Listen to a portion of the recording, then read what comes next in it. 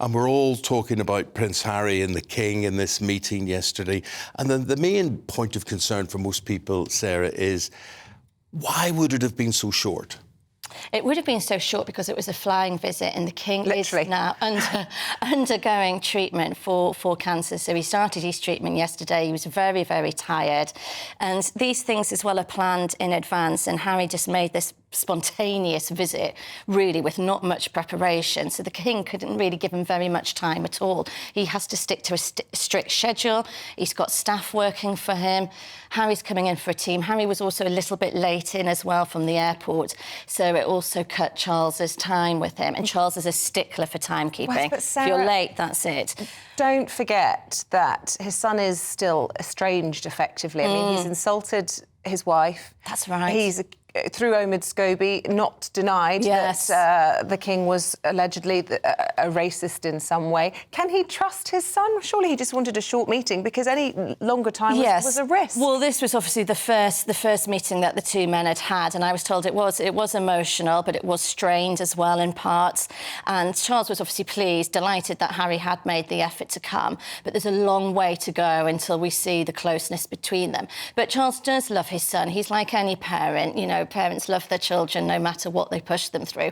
Blood is thicker than water. So I think there will be a truce of sorts, but Charles is still listening, you know, thinking, can I fully trust him yet? But credit to Harry, the fact that he did make the trip. And that's what I was so delighted to see, that Harry realised what's important at times like this. And when someone's going through cancer and this sort of crisis, it brings families together, doesn't it? As I said, blood's thicker than water. And if you're going through cancer treatment, anyone watching who've had a parent or a friend or family with cancer, your family and friends is what you need around you at a time like this. So Harry's realised he needs to be with his dad. And he's also a very, very sensitive boy underneath everything.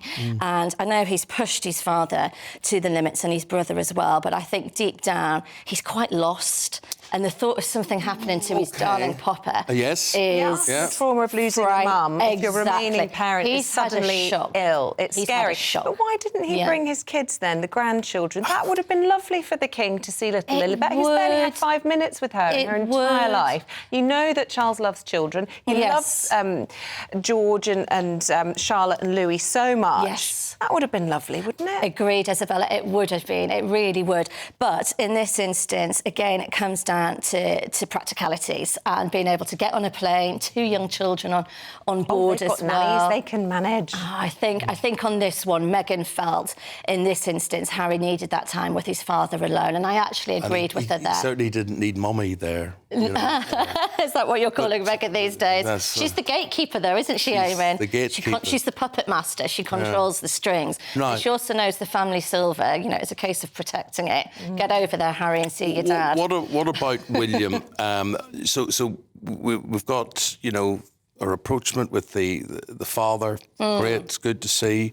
The brothers still separated, but also brother's wife unwell and going through a lot of recuperation as well. Do you think there'll be enough there to make him stretch out his hand?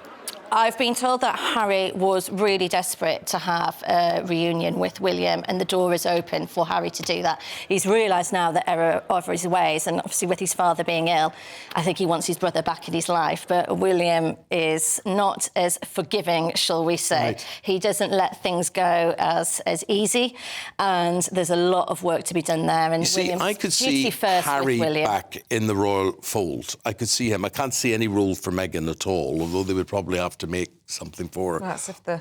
But Harry, I could see him doing something on a reduced, limited, auxiliary sort of role. What do you think?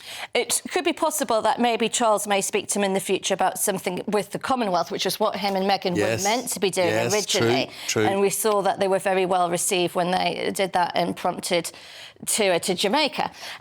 So there could be a way back in that way, but nothing permanent. Sarah Robertson, thank you for your time this